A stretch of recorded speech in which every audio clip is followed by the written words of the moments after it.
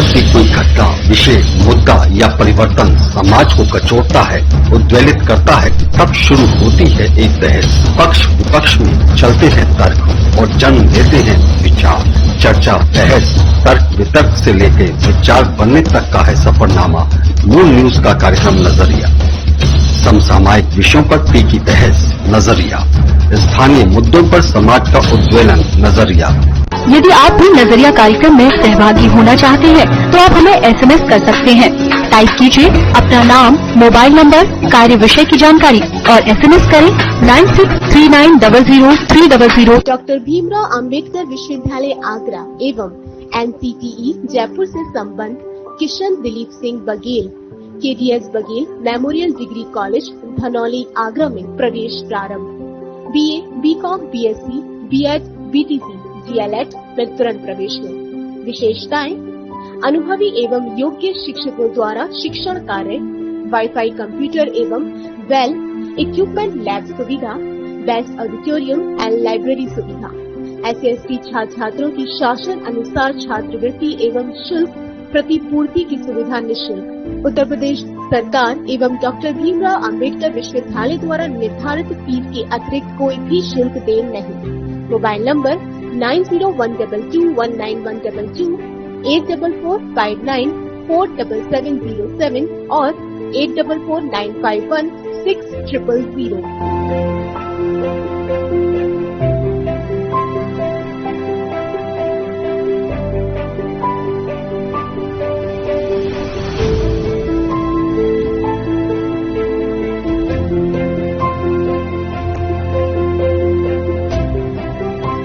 Unnati Group of Colleges admissions open 2020-21, 95% placement approx.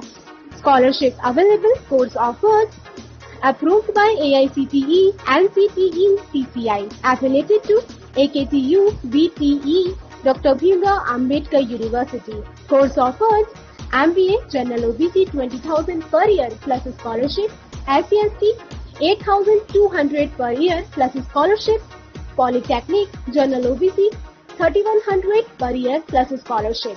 SC/ST 1,100 per year plus scholarship. B.Ed General OBC 51,250 per year, 6,100 per year SC/ST. B Pharma General OBC 35,000 per year, 10,000 per year SC/ST. G Pharma General OBC 50,000 per year, 5,000 per year SC/ST. Campus Deen Dayal Dham Road, Pare, Mathura. City Office F22 Akhilesh Tower, Hari Parvat, Agra. Mobile number 997349 0562 2527 and 4031 केंद्रीय पादुका प्रशिक्षण संस्थान CFTI Agra रोजगार परक पाठ्यक्रमों के लिए प्रवेश सूचना। प्रवेश प्रक्रिया काउंसलिंग के माध्यम से। पाठ्यक्रम प्रारंभ होने की तिथि 1 अक्टूबर 2020। Admission open for diploma in footwear manufacture and design 2 years, advance certificate in footwear design and product development 1 year, PG diploma in footwear technology 18 months, certificate in shoe CAD CAD 3 months. Hostel facility available, 100% placement assistance. MSME business opportunity. Address C41 and 42, Site C, Industrial Area, Sikandra, Agra, 282007. Contact number 7310642370 and 7906800.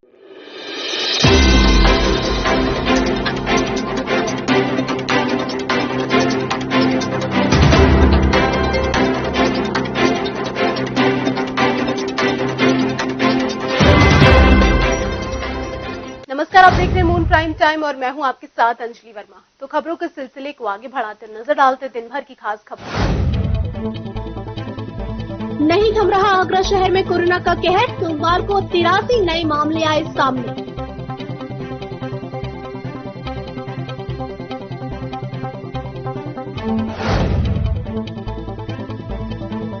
21 सितंबर से खुलेगा ताजमहल और आगरा किला। ताजमहल में 5,000 और आगरा किला में 2,500 पर्यटक ही पा सकेंगे प्रवेश।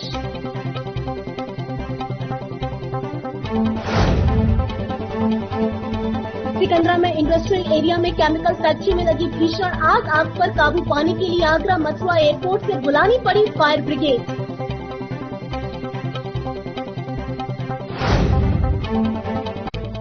कोरोना वायरस के प्रति खत्म हो रही दहशत के चलते जिलाधिकारी ने किया शाह मार्केट का दौरा, मास्क के इस्तेमाल व सोशल डिस्टेंसिंग के प्रति लोगों को किया जागरूक। ऑनलाइन क्लास से नाम काटने पर टीम पापा ने राघवेंद्र स्वरूप स्कूल प्रबंधन से की मुलाकात। उच्च अधिकारियों के दखल के बाद स्कूल ने नाम वापसी का दिया आश्वासन। नगर निगम की गाड़ी की चपेट में आने से युवक की मौत। कबाड़ बीनने का काम करता था युवक। परिजनों ने नगर निगम के साथ सफाई कर्मचारी नेता पर भी लगाए संगीन आरोप। हिंदू महासभा पदाधिकारियों इंस्पेक्टर रकाबगंज के बीच हुई वार्ता का वायरल हुए ऑडियो ने एक बार फिर से पकड़ा तूल। महासभा ने इंस्पेक्टर रकाबगंज को निलंबित करने की उठाई मांग। योगी सरकार में बदमाशों का खौफ। बस हाईजैक मामले में 2 आरोपियों ने मलपुरा थाने में किया सरेंडर। तख्ती लगा, सूरज और मनोज सरेंडर करने पहुंचे थाने। 9 आरोपी पहले ही जा चुके हैं जेल। भाजपा महानगर अध्यक्ष भानु महाजन की बढ़ सकती है मुश्किलें। 5 करोड़ 34 लाख की जीएसटी चोरी का लगा है आरोप।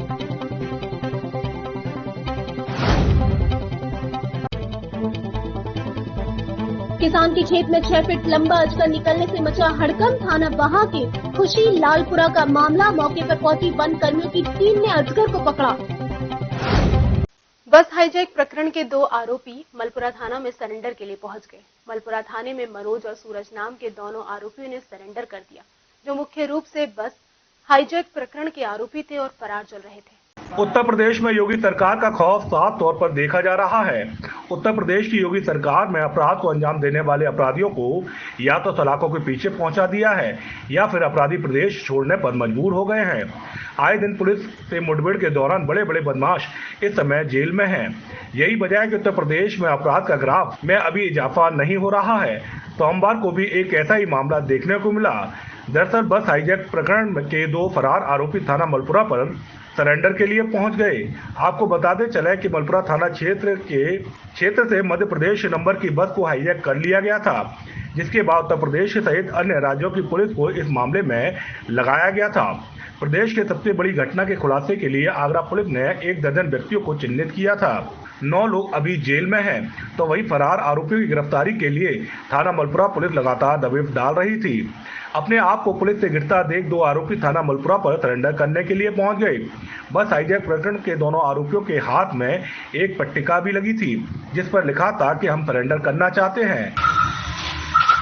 कितने ये हमारा कोई मतलब का हमारे ऊपर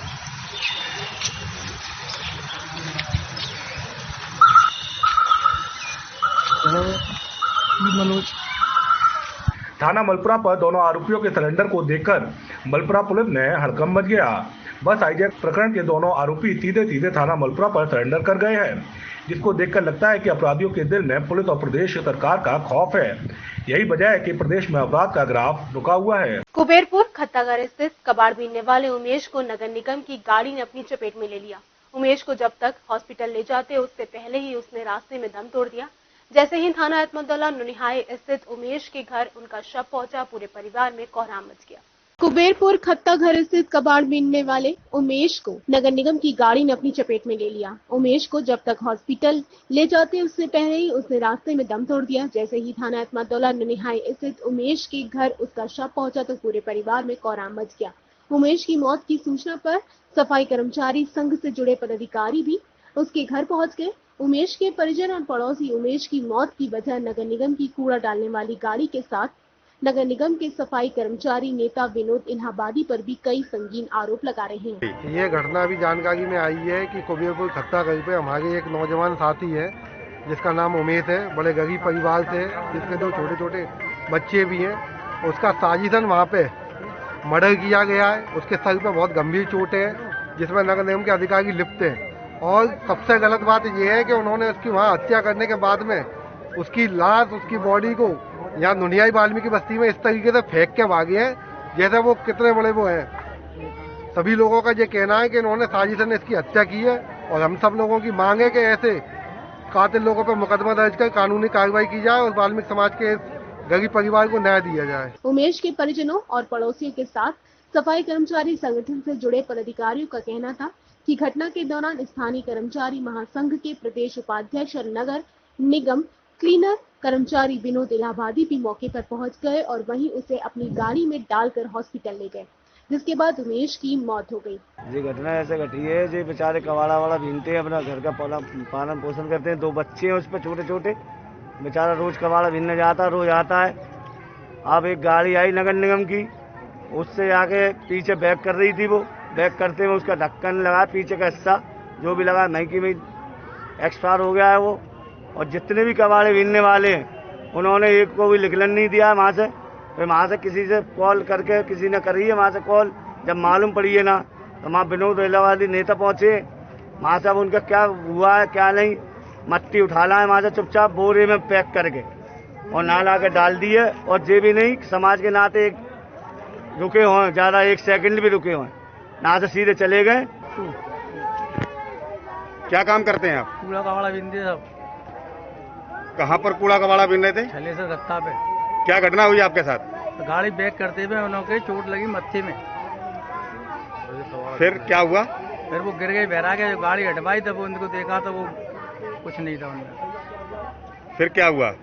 फिर उनको ला रहे थे तो इन लोगों ने मास सिक्योरिटी गार्डों ने किसी ने लाने नहीं दिया सर, धमकी दे देगा वहीं रोक, पुलिस बुलाने नहीं दी। फिर ये बॉडी कैसे आई इधर? बॉडी साहब पता नहीं नेता क्या नगर निगम की गाड़ी में वो छोड़ के यहाँ पे चले गए। क्या नाम है नेता का? विनोद इलाहाबादी। क्या? विनोद इलाहाबादी। विनोद इलाहाबादी नगर निगम में कार्यरत हैं? हाँ जी, हाँ। बहरहाल उमेश के परिजन, पड़ोसियों और सफाई कर्मचारी संघ से जुड़े पदाधिकारियों का कहना है उसके घर की माली हालत बहुत खराब है। ऐसे में सरकार और नगर निगम को उमेश के परिवार की आर्थिक मदद करनी चाहिए। सिकंदरा के इंडस्ट्रियल एरिया में केमिकल के गोदाम में भीषण आग लग गई। आग इतनी विकराल थी कि कई किलोमीटर दूर से भी आग की लपटें साफ देखी जा रही थी। थोड़ी देर में धुएं के गुब्बार पूरे आसमान में छा गए। आग पर काबू पाने के लिए दर्जनों दमकल लगी रही। थाना सिकंदरा के इंडस्ट्रियल एरिया में स्थित सुदीप धर्म कांटे के पास उस समय अफरा तफरी मच गई जब एक केमिकल की फैक्ट्री में अचानक आग लग गई। देखते ही देखते फैक्ट्री में लगी आग ने विकराल रूप ले लिया और धुएं के काले काले गुब्बार आसमान में नजर आने लगे। जूते निर्माण से जुड़े इस केमिकल फैक्ट्री में जूते के लास्ट यानी फर्मे बनाए जाते थे। फैक्ट्री का नाम टॉप लास्ट है, जिसमें काफी बड़ी संख्या में लास्ट यानी जूते के फर्मे बनाने का काम होता है। पहले ये फर्मे लकड़ी के बना करते थे, लेकिन पिछले 1 दशक से ये सारा काम प्लास्टिक के फर्मों पर होता है, जिसके लिए काफी केमिकल भी आवश्यकता होती है। यही कारण है कि फैक्ट्री में काफी मात्रा में प्लास्टिक और इससे जुड़ा केमिकल था, जो आग पकड़ते ही तेजी से जलने लगा। फैक्ट्री में लगी भीषण आग से आसपास के लोग घबरा गए और अपनी जान बचाने के लिए घरों व प्रतिष्ठानों से बाहर आ गए। घटना की जानकारी पुलिस व फायर ब्रिगेड को भी दी गई। सूचना मिलते ही पुलिस मौके पर पहुंच गई और लोगों को फैक्ट्री की ओर जाने से रोक दिया। वहीं दमकल की गाड़ियों ने पहुंचते ही मोर्चा संभाल लिया और आग पर काबू पाने में जुट गए। मौके पर पहुंचे एसपी सिटी ने बताया कि आग पर काबू पाने के लिए फायर ब्रिगेड की दमकलों के साथ साथ सेना, एयरफोर्स और मथुरा से भी फायर ब्रिगेड की गाड़ियों को बुलाया गया है। ये बेसिकली जूते का जो सोल होता है उसके चिपकाने वाला जो केमिकल होता है उसकी ये फैक्ट्री प्रोडक्शन करती है और इसको अभी बुझाने के लिए काफ़ी प्रयास भी किए जा रहे हैं। फायर टेंडर की गाड़ियाँ एयरफोर्स से भी कॉन्ट्रैक्ट किया गया है।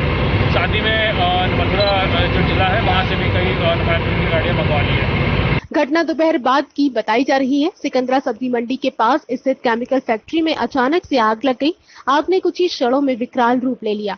जब तक दमकल की गाड़ियां पहुंची, आग ने पूरी फैक्ट्री को अपनी चपेट में ले लिया। आग इतनी भीषण थी कि दूर हाईवे से भी दिखाई दे रही थी।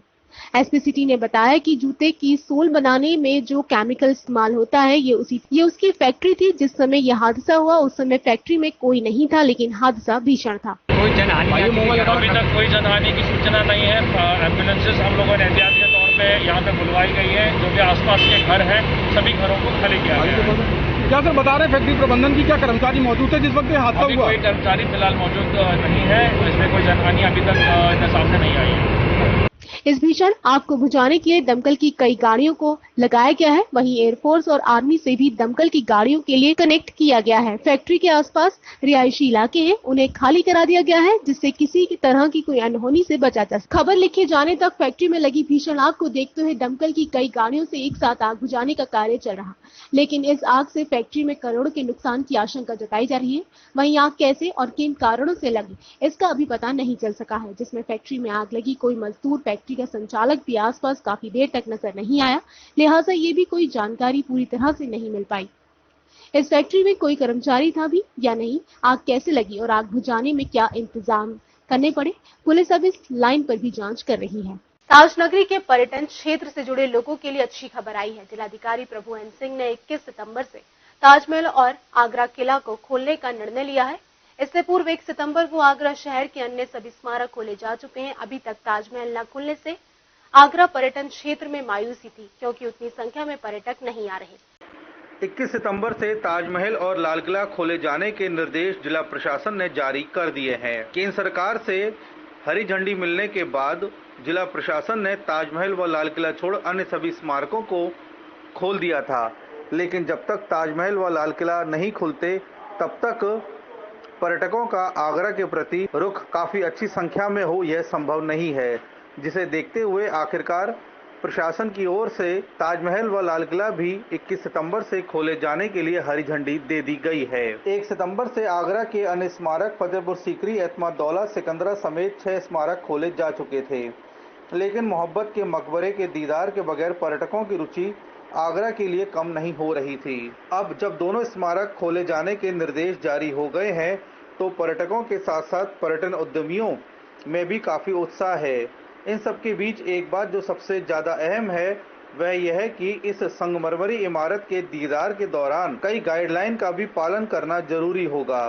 सरकार की ओर से कोरोना वायरस को देखते हुए स्मारकों के लिए पहले ही गाइडलाइन जारी कर दी गई है, जिसके अनुसार ताजमहल में एक दिन में 5000 व लाल किला में एक दिन में 2500 पर्यटक ही भ्रमण कर सकते हैं। वहीं इसके अलावा अन्य जारी किए गए नियमों के अनुसार स्मारकों में गृह मंत्रालय व स्वास्थ्य व परिवार कल्याण मंत्रालय द्वारा जारी की गई गाइडलाइन के साथ साथ जिला प्रशासन की ओर से दिए गए सभी निर्देशों का पालन करना होगा। स्मारकों में प्रवेश केवल ई-टिकट्स के माध्यम से ही होगा, जबकि पार्किंग समेत सभी भुगतान डिजिटल पेमेंट से ही करने होंगे। पर्यटकों को सोशल डिस्टेंसिंग के नियमों का पालन करना होगा और मास्क व फेस कवर भी लगाना होगा। पर्यटकों को स्मारक में प्रवेश देने से पूर्व थर्मल स्क्रीनिंग की जाएगी और बिना लक्षण वाले पर्यटक ही स्मारक में प्रवेश करेंगे। स्मारकों में किसी भी तरह का कार्यक्रम आदि तो नहीं होगा, वहीं स्मारकों में खाने पीने का सामान भी नहीं ले जाया जा सकेगा। यानी ताजमहल में 2 पालियों के लिए पर्यटकों की संख्या 2500 तय की गई है। इसके साथ ही आगरा किला के लिए पहली पाली में 1200 और दूसरी पाली में 1300 पर्यटक प्रवेश कर पाएंगे। डॉक्टर भीमराव अंबेडकर विश्वविद्यालय के कुलपति प्रोफेसर अशोक मित्तल ने विश्वविद्यालय से संबद्ध महाविद्यालयों और आवासीय इकाई में एमए कक्षाओं में प्रवेश लेने वाले विद्यार्थियों के लिए न्यूनतम योग्यताओं में बड़ी छूट का ऐलान किया है। कुलपति ने बताया कि राष्ट्रीय शिक्षा नीति में विद्यार्थियों को अपनी रुचि के विषय चुनने की स्वतंत्रता दी गई है, जिससे उनकी बहुमुखी प्रतिभा का विकास हो सके। इसी को दृष्टिगत रखते हुए विश्वविद्यालय ने भी ये फैसला लिया है कि किसी भी संकाय से स्नातक परीक्षा उत्तीर्ण करने वाला विद्यार्थी एमए में प्रवेश ले सकता है। केवल साहित्य में एमए करने वालों के लिए और प्रायोगिक विषयों वाले पाठ्यक्रमों में प्रवेश लेने के लिए ये छूट नहीं होगी। अर्थात बीएससी करने वाला विद्यार्थी राजनीति शास्त्र, समाज शास्त्र, इतिहास आदि विषयों में एमए कर सकता है, मनोविज्ञान में नहीं कर सकता, क्योंकि इसमें प्रायोगिक परीक्षा होती है। सोमवार को कुलपति प्रोफेसर अशोक मित्तल की अध्यक्षता में दोपहर इस संबंध में सभी संकाय के अधिष्ठाताओं की एक आकस्मिक बैठक की गई, जिसमें सर्वसम्मति से निर्णय लिया गया। इस निर्णय का दूरगामी परिणाम देखने में आया। विद्यार्थी अपनी रुचि के अनुसार आगे की पढ़ाई कर सकेंगे और विश्वविद्यालय की छात्र संख्या में भी बढ़ोतरी होगी। बैठक की अध्यक्षता कुलपति प्रोफेसर अशोक मित्तल के द्वारा की गई। कुल सचिव डॉक्टर अंजनी कुमार मिश्र, डीन कला संकाय professor Harivansh Singh, dean science professor Manoj Kumar Srivastava आदि लोग मुख्य रूप से उपस्थित रहे।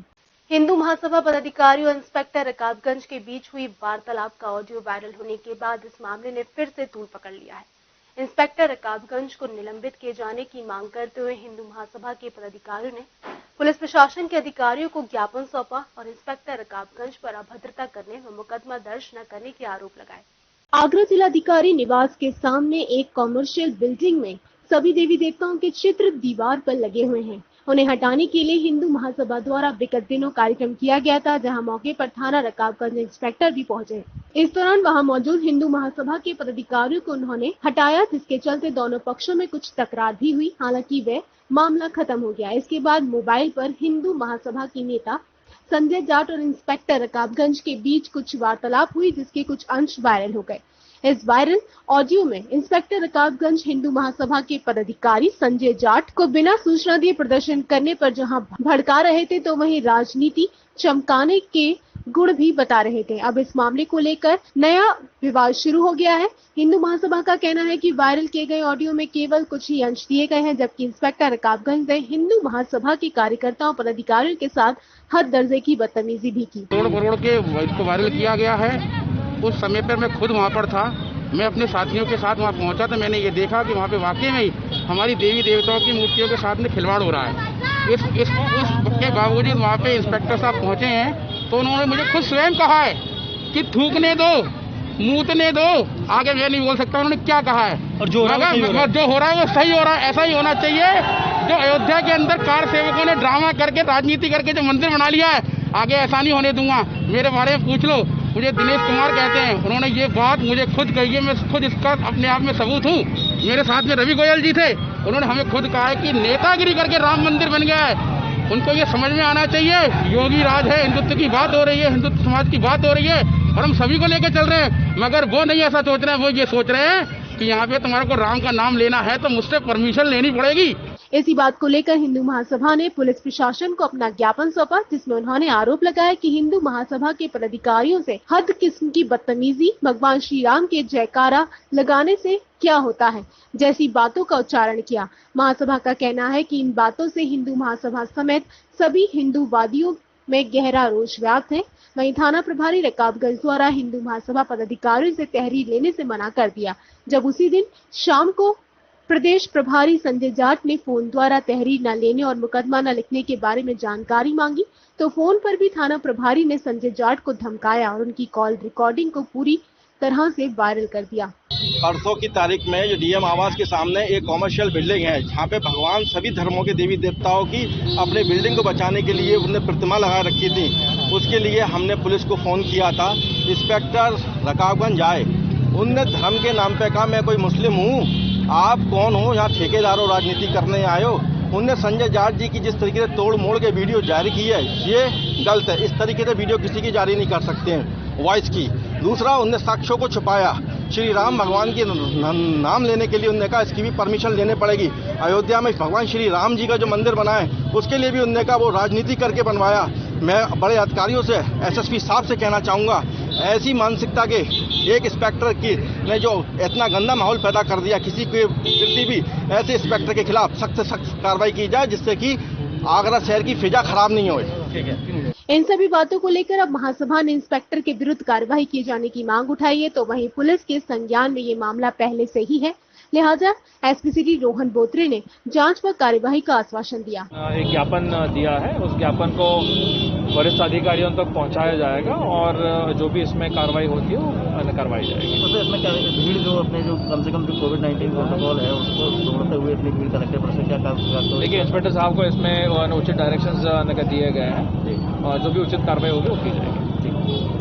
गौरतलब है कि ऑडियो वायरल हुआ, उससे कहीं न कहीं हिंदू महासभा की छवि तो खराब हो ही रही है। वहीं ऐसा लग रहा है कि होने वाले प्रदर्शन पूर्व नियोजित व केवल राजनीति चमकाने के लिए ही होते हैं। अब महासभा से ऑडियो को पूरा वायरल किए जाने के साथ साथ अब कार्यवाही की मांग भी कर रही है। कुबेरपुर खत्ताघर स्थित कबाड़ बीनने वाले उमेश को नगर निगम की गाड़ी ने अपनी चपेट में ले लिया। उमेश को जब तक हॉस्पिटल ले जाते उसने पहले ही रास्ते में दम तोड़ दिया। जैसे ही थाना अहमदुल्ला नुनिहाई स्थित उमेश के घर उनका शव पहुंचा, पूरे परिवार में कोहराम मच गया। वहीं इस घटना पर रोष व्यक्त करते हुए भारतीय सफाई कर्मचारी मजदूर संघ ने जिलाधिकारी को 5 सूत्रीय ज्ञापन सौंपा और कार्यवाही की मांग उठाई। थाना अहमदपुर के छलेसर चौकी क्षेत्र में बने खत्ताघर पर थाना अहमदुल्ला क्षेत्र वाल्मीकि बस्ती नुनिहाई के रहने वाले युवक उमेश उर्फ सिद्धांत पुत्र स्वर्गीय मुन्नालाल, जो कि छलेसर स्थित नगर निगम के खत्ता घर पर कचरा बीनकर अपने परिवार का पालन पोषण करते थे, वहीं रविवार को जब वे अपने काम पर गए, वहां नगर निगम द्वारा चलाई जा रही गाड़ियां, जो कि शहर भर में पहले भी कई इस तरीके के लोगों की मौत के घाट उनको उतार चुकी हैं, वे गाड़ी की चपेट में आने से उन युवक की मौत हो गई। भारतीय सफाई कर्मचारी महासंघ के बैनर तले जिलाधिकारी के नाम 5 सूत्रीय मांगों को लेकर ज्ञापन सौंपा गया। क्या नाम है आपका? सर, मेरा नाम गौरव कुमार चौहान है और मैं भारतीय सफाई कर्मचारी महासंघ से मंडल अध्यक्ष हूँ।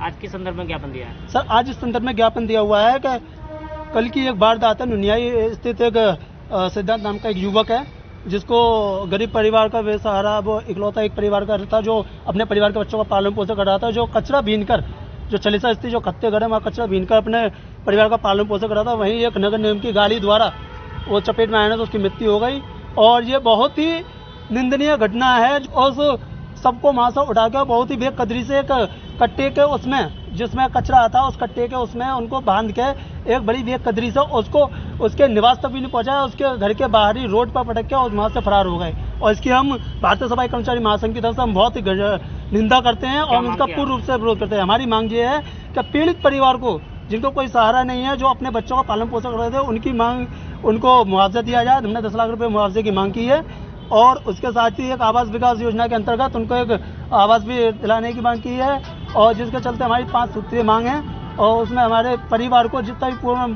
पालन पोषण मिल सके वो माननीय जिलाधिकारी से हमने उसके लिए गुहार लगाई है। भारतीय सफाई कर्मचारी मजदूर संघ के मंडल अध्यक्ष गौरव कुमार चौहान ने बताया कि कर्मचारी की मौत के बाद वहां से मृतक सिद्धांत को कचरे में से ही उठाकर एक प्लास्टिक की पॉलिथीन में लपेट कर लाए। उनके शव को घर के बाहर ही इंसानियत को शर्मसार करते हुए छोड़कर ऐसे ही चले गए, जिसको लेकर वाल्मीकि समाज में खासा रोष व्याप्त है। नगर निगम द्वारा चलाई गई गाड़ियों को नियंत्रण करने के लिए नगर निगम को कुछ कदम उठाने चाहिए। भारतीय सफाई कर्मचारी महासंघ के बैनर तले जिलाधिकारी को ज्ञापन सौंपते हुए 5 सूत्रीय मांगे की, जिसमें भारतीय सफाई कर्मचारी महासंघ के पदाधिकारी मंडल अध्यक्ष गौरव कुमार चौहान, प्रदेश उपाध्यक्ष चौधरी आदेश लवानिया, जिलाध्यक्ष श्याम सुंदर, विराट विष्णु चौहान, मनीष चौधरी, आकाश, विक्रम चौहान, विपिन चौहान, सोनू सिद्धार्थ आदि लोग मुख्य रूप से उपस्थित रहे।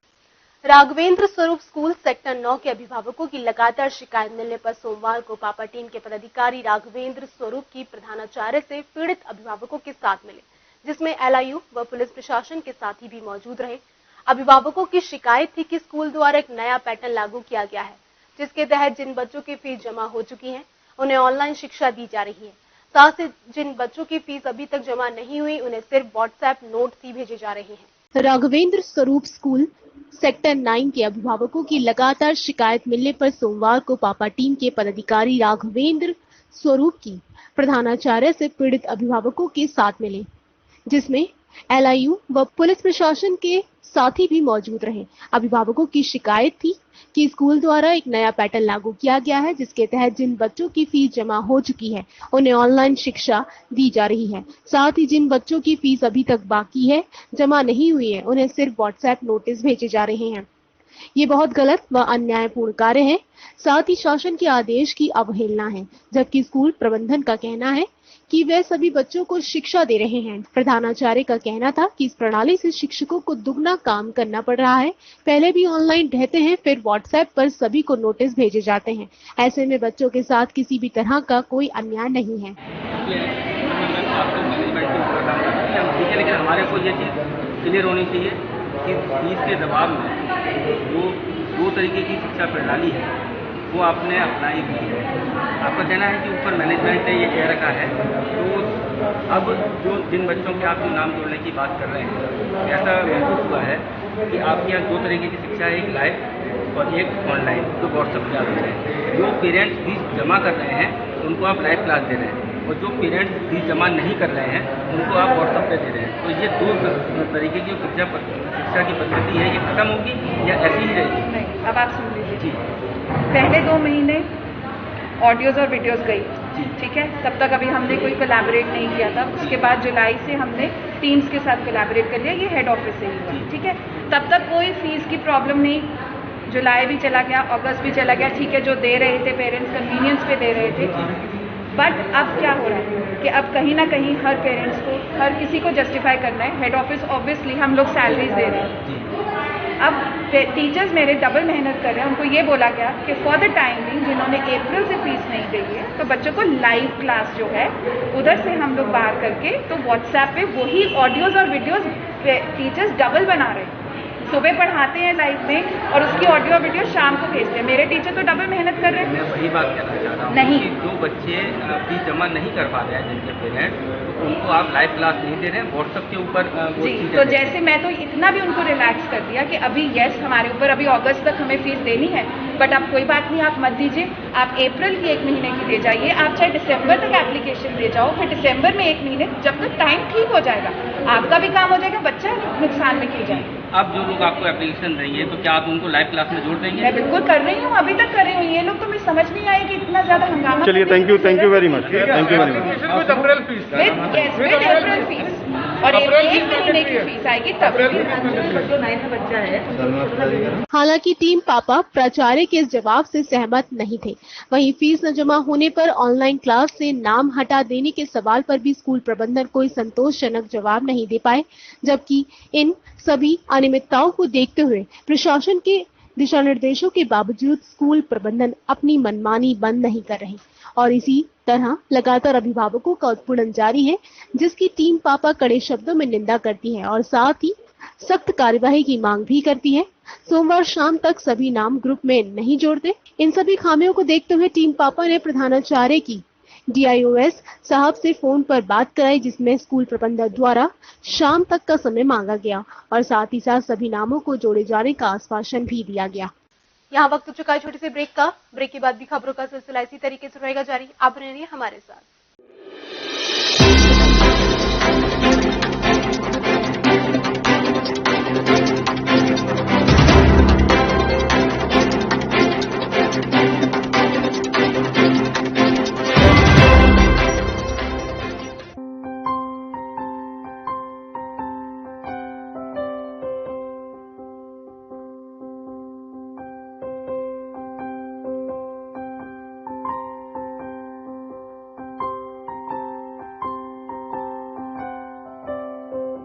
जब भी कोई घटना, विषय, मुद्दा या परिवर्तन समाज को कचोटता है, उद्वेलित करता है, तब शुरू होती है एक बहस। पक्ष विपक्ष में चलते हैं तर्क और जन्म लेते हैं विचार।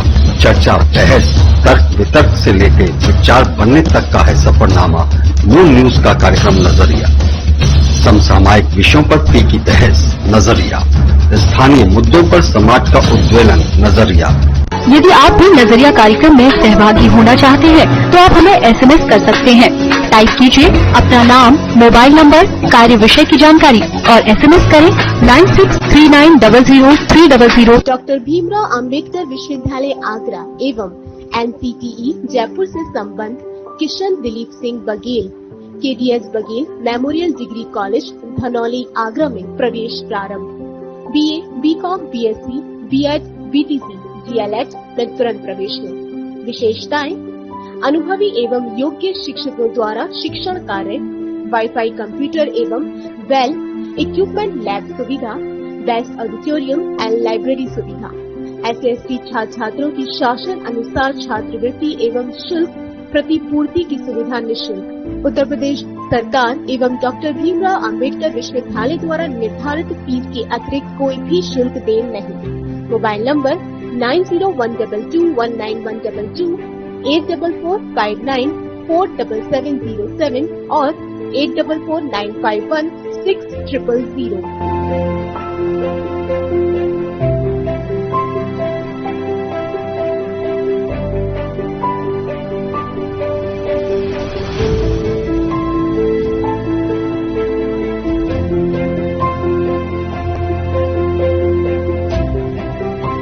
Unnati Group of Colleges, admissions open 2020-21, 95% placement approx.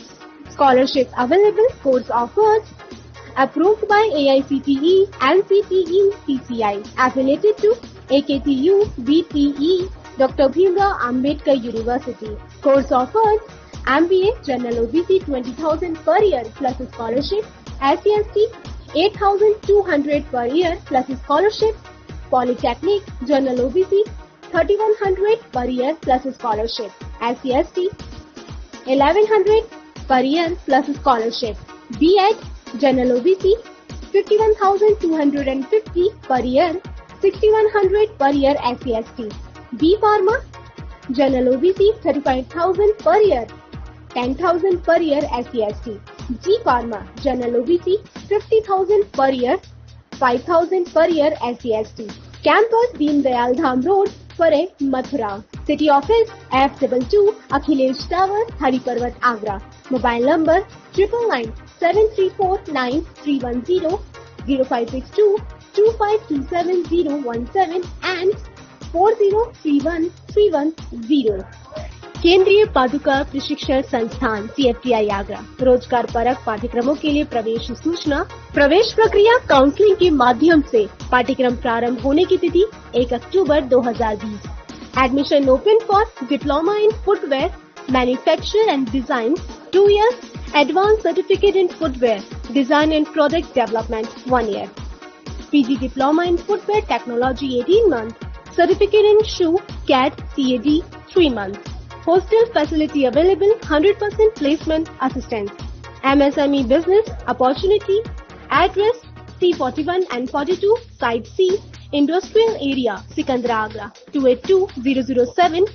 Contact number 7310642370 and 7906800655. Break के बाद एक बार फिर आप सभी का स्वागत है। नजर डालते हैं आगे की ताजा खबरों पर। जितनी तेजी से कोरोना वायरस अपने पैर पसार रहा है, लोगों में इसके प्रति डर व दहशत उतनी तेजी से ही खत्म हो रहा है। यही कारण है कि मास्क का इस्तेमाल व सोशल डिस्टेंसिंग अब बाजारों से गायब सी होती नजर आ रही है, जिसे देखते हुए जिलाधिकारी ने शाह मार्केट का निरीक्षण किया और लोगों को मास्क के प्रति जागरूक किया। कोरोना वायरस का ग्राफ जिस तरह से तेजी से बढ़ता जा रहा है, कोरोना की दहशत व डर उतनी ही तेजी से कम होती जा रही है। लॉकडाउन के दौरान कोरोना वायरस को लेकर लोगों में वायरस के प्रति जो जागरूकता, संवेदनशीलता व दहशत थी, वह अब धीरे धीरे अनलॉक में समाप्त होती जा रही है। प्रशासन का कहना है कि अनलॉक लोगों को रोजगार, काम, कारोबार में सुविधा के लिए दिया गया है, न कि कोरोना वायरस को भूलने के लिए। कोरोना वायरस के प्रति लोगों को खत्म हो रही दहशत और जागरूकता ने ही ये स्थिति कर दी है कि आगरा शहर ही नहीं बल्कि पूरे देश में कोरोना संक्रमित मरीजों का आंकड़ा तेजी से बढ़ता जा रहा है, जिसके चलते जिलाधिकारी ने शहर के कई स्थानों का दौरा किया और लोगों को मास्क लगाने व सोशल डिस्टेंसिंग के प्रति जागरूक किया। जिलाधिकारी का काफिला अचानक से शाह मार्केट पहुंचा। शहर के अति भीड़ भाड़ वाले क्षेत्र में प्रशासन की गाड़ियों को देख एक बार तो लोगों में दहशत आ गई, लेकिन जैसे ही अधिकारी ने यहां निरीक्षण शुरू किया, लोग समझने लगे कि ये दौरा मास्क की जांच करने के लिए है, लिहाजा लोगों ने तुरंत अपने चेहरे पर मास्क लगाना शुरू कर दिया। इस दौरान जिन लोगों के पास मास्क नहीं थे, उन्हें जागरूक किया और मास्क के महत्व के बारे में भी बताया गया। जितनी तेजी से कोरोना वायरस अपने पैर पसार रहा है, लोगों में इसके प्रति भी डर खत्म होता जा रहे हैं। वहीं बाजार में घूम रहे लोगों से लेकर ठेल ढकेले वालों को भी जागरूक किया गया। आगरा रोड पर अज्ञात वाहनों की चपेट में आने से अपाचे सवार 2 लोग गंभीर घायल हो गए। दोनों को उपचार के लिए अस्पताल में भर्ती कराया गया। आगरा क्षमता रोड पर अज्ञात वाहन की चपेट में आने से अपाचे सवार 2 लोग गंभीर रूप से घायल हो गए। दोनों को उपचार के लिए अस्पताल में भर्ती कराया गया है। बता दें, आगरा क्षमता रोड पर अपाचे पर 2 व्यक्ति जा रहे थे। इसी दौरान दूसरी तरफ से आ रहे अज्ञात वाहन ने इन दोनों को अपनी चपेट में ले लिया, जिससे दोनों गंभीर रूप से घायल हो गए। दुर्घटना के दौरान बड़ी संख्या में यहाँ लोग इकट्ठा हो गए, लेकिन इस दौरान आरोपी वाहन चालक मौके से फरार हो गया। सूचना पर स्थानीय पुलिस भी मौके पर पहुंच गई।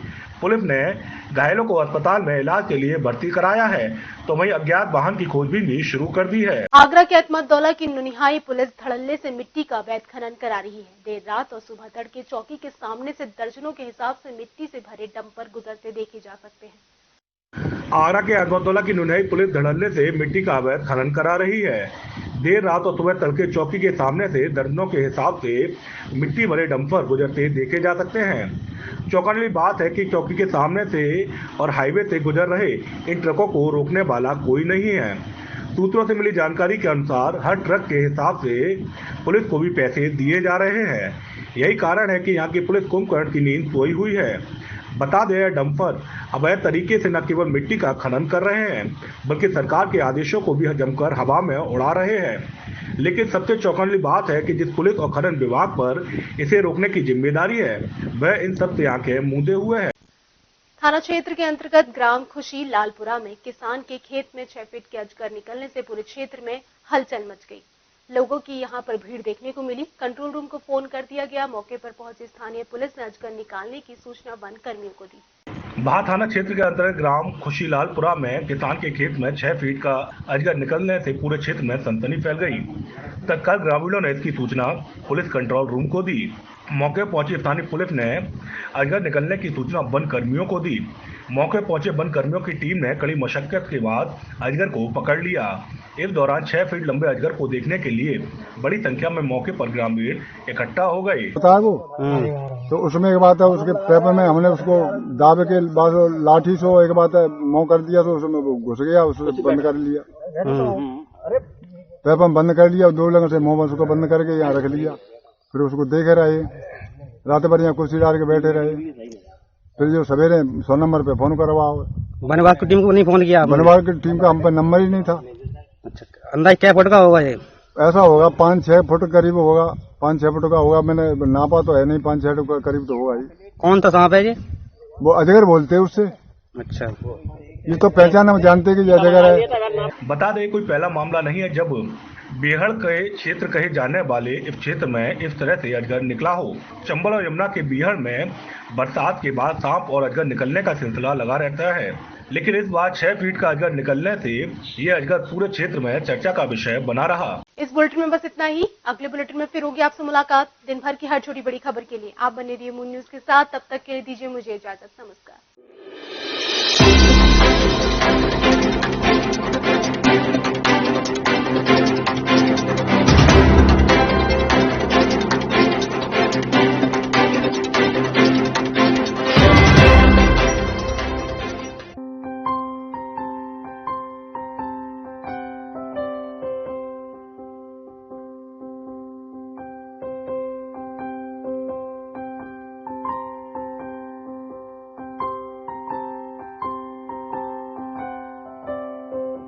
जब भी कोई घटना, विषय, मुद्दा या परिवर्तन समाज को कचोटता है, उद्वेलित करता है, तब शुरू होती है एक बहस। पक्ष विपक्ष में चलते हैं तर्क और जन्म देते हैं विचार।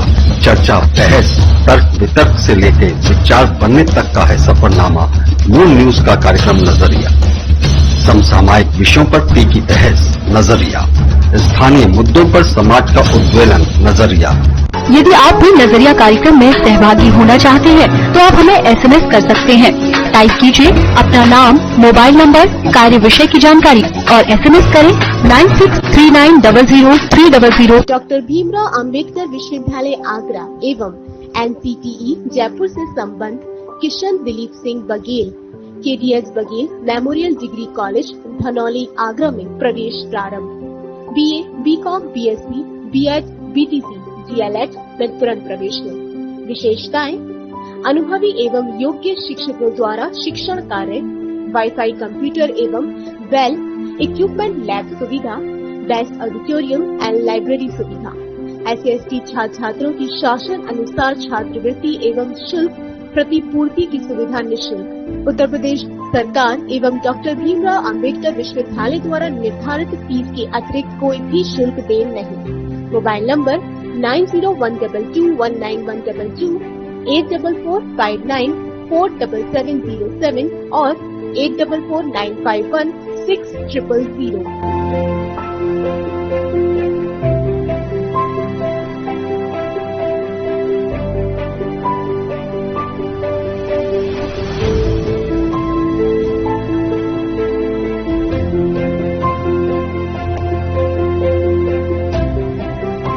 Unnati Group of Colleges admissions open 2020-21, 95% placements approx. Scholarship available, course offers. Approved by AICTE, NCTE, CCI. Affiliated to AKTU, BTE, Dr. Bhimrao Ambedkar University. Course offers. MBA General OBC 20,000 per year plus scholarship. SC/ST 8,200 per year plus scholarship. Polytechnic General OBC 3,100 per year plus scholarship. SC/ST 1,100 per year plus scholarship. B.Ed General OBC 51,250 per year 6100 per year SC/ST. B Pharma, General OBC 35,000 per year, 10,000 per year SC/ST. G Pharma, General OBC 50,000 per year, 5,000 per year SC/ST. Campus Deen Dayal Dham Road, Pare, Mathura. City Office F22 Akhilesh Tower, Hari Parvat, Agra. Mobile number 997349 0562 2527 and 4031 केंद्रीय पादुका प्रशिक्षण संस्थान CFTI Agra रोजगार परक पाठ्यक्रमों के लिए प्रवेश सूचना, प्रवेश प्रक्रिया काउंसलिंग के माध्यम से पाठ्यक्रम प्रारंभ होने की तिथि 1 अक्टूबर 2020। Admission open for diploma in footwear manufacture and design 2 years, advance certificate in footwear design and product development 1 year, PG diploma in footwear technology 18 months, certificate in shoe CAD CAD 3 months. Hostel facility available, 100% placement assistance. MSME business opportunity. Address C41 and 42 Site C, Industrial Area, Sikandra Agra 282007. Contact number 7310642370 and 7906800.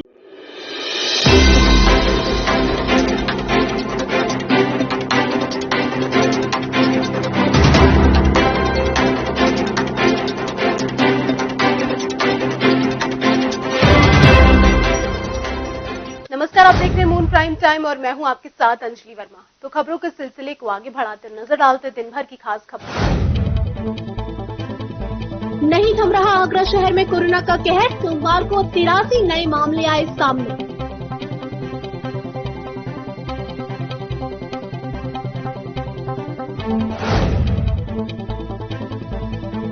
इक्कीस सितंबर से खुलेगा ताजमहल और आगरा किला। ताजमहल में 5000 और आगरा किला में 2500 पर्यटक ही पा सकेंगे प्रवेश।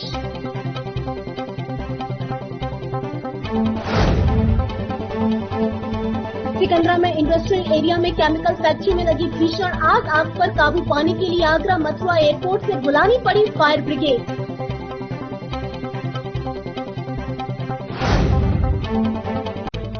कोरोना वायरस के प्रति खत्म हो रही दहशत के चलते जिलाधिकारी ने किया शाह मार्केट का दौरा। मास्क के इस्तेमाल व सोशल डिस्टेंसिंग के प्रति लोगों को किया जागरूक। ऑनलाइन क्लास से नाम काटने पर टीम पापा ने राघवेंद्र स्वरूप स्कूल प्रबंधन से की मुलाकात। उच्च अधिकारियों के दखल के बाद स्कूल ने नाम वापसी का दिया आश्वासन। नगर निगम की गाड़ी की चपेट में आने से युवक की मौत। कबाड़ बीनने का काम करता था युवक। परिजनों ने नगर निगम के साथ सफाई कर्मचारी नेता पर भी लगाए संगीन आरोप। हिंदू महासभा पदाधिकारी और इंस्पेक्टर रकाबगंज के बीच हुई वार्ता का वायरल हुए ऑडियो ने एक बार फिर से पकड़ा तूल। महासभा ने इंस्पेक्टर रकाबगंज को निलंबित करने की उठाई मांग। योगी सरकार में बदमाशों का खौफ। बस हाईजैक मामले में 2 आरोपियों ने मलपुरा थाने में किया सरेंडर। तख्ती लगा। सूरज और मनोज सरेंडर करने पहुंचे थाने। 9 आरोपी पहले ही जा चुके हैं जेल। भाजपा महानगर अध्यक्ष भानु महाजन की बढ़ सकती है मुश्किलें। 5 करोड़ 34 लाख की GST चोरी का लगा है आरोप।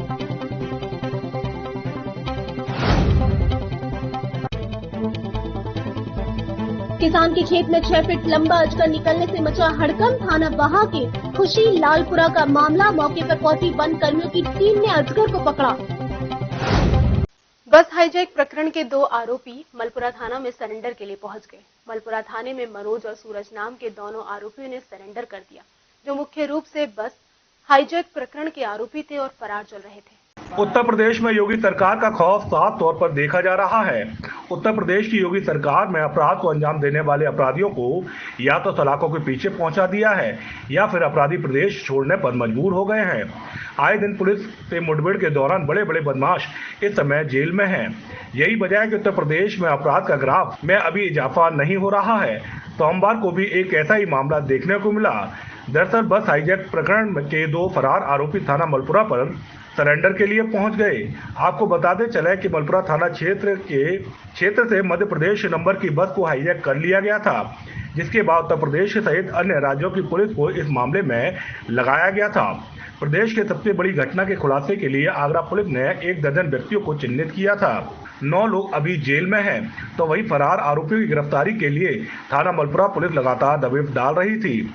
अपने आप को पुलिस से गिरता देख 2 आरोपी थाना मलपुरा पर सरेंडर करने के लिए पहुंच गए। बस हाईजैक प्रकरण के दोनों आरोपियों के हाथ में एक पट्टिका भी लगी थी, जिस पर लिखा था कि हम सरेंडर करना चाहते हैं। कितने? ये हमारा कोई मतलब का हमारे ऊपर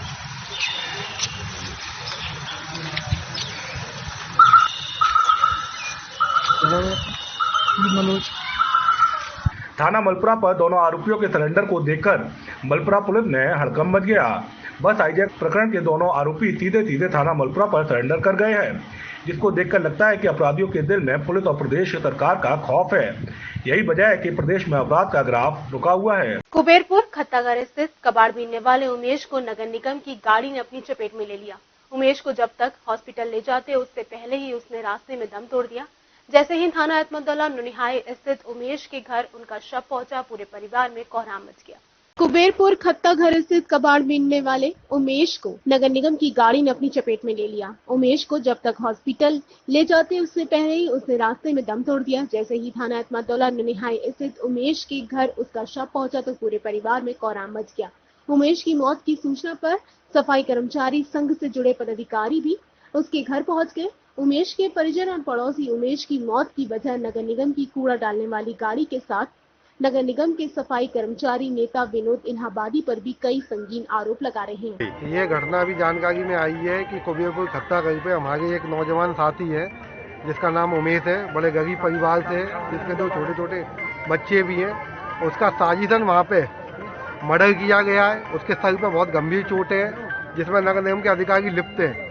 और सबसे गलत बात यह है कि उन्होंने उसकी वहाँ हत्या करने के बाद में उसकी लाश, उसकी बॉडी को यहाँ नुनियाई वाल्मीकि बस्ती में इस तरीके से फेंक के भागे हैं जैसे वो कितने बड़े वो हैं। सभी लोगों का ये कहना है कि इन्होंने साजिशन ने इसकी हत्या की है और हम सब लोगों की मांग है कि ऐसे कातिल लोगों पर मुकदमा दर्ज कर कानूनी कार्रवाई की जाए और वाल्मीकि समाज के गरीब परिवार को न्याय दिया जाए। उमेश के परिजनों और पड़ोसियों के साथ सफाई कर्मचारी संगठन से जुड़े पदाधिकारियों का कहना था कि घटना के दौरान स्थानीय कर्मचारी महासंघ के प्रदेश उपाध्यक्ष और नगर निगम क्लीनर कर्मचारी विनोद इलाहाबादी भी मौके पर पहुंच गए और वहीं उसे अपनी गाड़ी में डालकर हॉस्पिटल ले गए, जिसके बाद उमेश की मौत हो गई। ये घटना ऐसे घटी है, जो बेचारे कबाड़ा वाड़ा बीनते हैं, अपना घर का पालन पोषण करते हैं। 2 बच्चे हैं उस पर छोटे छोटे, बेचारा रोज कबाड़ा बीनने जाता, रोज आता है। अब एक गाड़ी आई नगर निगम की, उससे आके पीछे बैक कर रही थी। वो बैक करते में उसका ढक्कन लगा, पीछे का हिस्सा जो भी लगा महंगी में एक्सपायर हो गया है वो। और जितने भी कबाड़े बीनने वाले हैं उन्होंने एक को भी निकलन नहीं दिया वहाँ से। फिर वहाँ से किसी से कॉल करके किसी ने करी है वहाँ से कॉल, जब मालूम पड़ी है ना तो वहाँ विनोद इलाहाबादी नेता पहुँचे। वहाँ से अब उनका क्या हुआ है क्या नहीं, मट्टी उठा ला है वहाँ से चुपचाप बोरे में पैक करके और ना ला के डाल दिए। और जे भी नहीं समाज के नाते एक रुके हों, ज़्यादा 1 सेकंड भी रुके हों, ना से सीधे चले गए। क्या काम करते हैं आप? कूड़ा कबाड़ा बीनते सब। कहाँ पर कूड़ा कबाड़ा बीन रहे थे? छले से रत्ता पे। क्या घटना हुई आपके साथ? गाड़ी बैक करते हुए उन्होंने चोट लगी मत्थे में। फिर क्या हुआ? फिर वो गिर गई, बहरा के गाड़ी हटवाई, तब उनको देखा तो वो कुछ नहीं था उनमें। फिर क्या हुआ? फिर उनको ला रहे थे तो इन लोगों ने, मास सिक्योरिटी गार्डों ने, किसी ने लाने नहीं दिया सर, धमकी दे रहे कि वहीं रोक, पुलिस बुलाने नहीं दी। फिर ये बॉडी कैसे आई इधर? बॉडी सब पता नहीं नेता क्या नगर निगम की गाड़ी में वो छोड़ के यहाँ पे चले गए। क्या नाम है नेता का? विनोद इलाहाबादी। क्या? विनोद इलाहाबादी। विनोद इलाहाबादी नगर निगम में कार्यरत हैं? हाँ जी, हाँ। बहरहाल उमेश के परिजन, पड़ोसियों और सफाई कर्मचारी संघ से जुड़े पदाधिकारियों का कहना है उसके घर की माली हालत बहुत खराब है। ऐसे में सरकार और नगर निगम को उमेश के परिवार की आर्थिक मदद करनी चाहिए। सिकंदरा के इंडस्ट्रियल एरिया में केमिकल के गोदाम में भीषण आग लग गई। आग इतनी विकराल थी कि कई किलोमीटर दूर से भी आग की लपटें साफ देखी जा रही थी। थोड़ी देर में धुएं के गुब्बार पूरे आसमान में छा गए। आग पर काबू पाने के लिए दर्जनों दमकल लगी रही। थाना सिकंदरा के इंडस्ट्रियल एरिया में स्थित सुदीर धर्म कांटे के पास उस समय अफरा तफरी मच गई जब एक केमिकल की फैक्ट्री में अचानक आग लग गई। देखते ही देखते फैक्ट्री में लगी आग ने विकराल रूप ले लिया और धुएं के काले काले गुब्बार आसमान में नजर आने लगे। जूते निर्माण से जुड़े इस केमिकल फैक्ट्री में जूते के लास्ट यानी फर्मे बनाए जाते थे। फैक्ट्री का नाम टॉप लास्ट है, जिसमें काफी बड़ी संख्या में लास्ट यानी जूते के फर्मे बनाने का काम होता है। पहले ये फर्मे लकड़ी के बना करते थे, लेकिन पिछले 1 दशक से ये सारा काम प्लास्टिक के फर्मों पर होता है, जिसके लिए काफी केमिकल की आवश्यकता होती है। यही कारण है कि फैक्ट्री में काफी मात्रा में प्लास्टिक और इससे जुड़ा केमिकल था, जो आग पकड़ते ही तेजी से जलने लगा। फैक्ट्री में लगी भीषण आग से आसपास के लोग घबरा गए और अपनी जान बचाने के लिए घरों व प्रतिष्ठानों से बाहर आ गए। घटना की जानकारी पुलिस व फायर ब्रिगेड को भी दी गई। सूचना मिलते ही पुलिस मौके पर पहुंच गई और लोगों को फैक्ट्री की ओर जाने से रोक दिया। वहीं दमकल की गाड़ियों ने पहुंचते ही मोर्चा संभाल लिया और आग पर काबू पाने में जुट गए। मौके पर पहुंचे एसपी सिटी ने बताया कि आग पर काबू पाने के लिए फायर ब्रिगेड की दमकलों के साथ साथ सेना, एयरफोर्स और मथुरा से भी फायर ब्रिगेड की गाड़ियों को बुलाया गया है। ये बेसिकली जूते का जो सोल होता है उसके चिपकाने वाला जो केमिकल होता है उसकी ये फैक्ट्री प्रोडक्शन करती है और इसको अभी बुझाने के लिए काफ़ी प्रयास भी किए जा रहे हैं। फायर टेंडर की गाड़ियाँ एयरफोर्स से भी कॉन्टैक्ट किया गया है। साथ ही में मथुरा जो जिला है वहाँ से भी कई फायर टेंडर की गाड़ियाँ मंगवा ली है।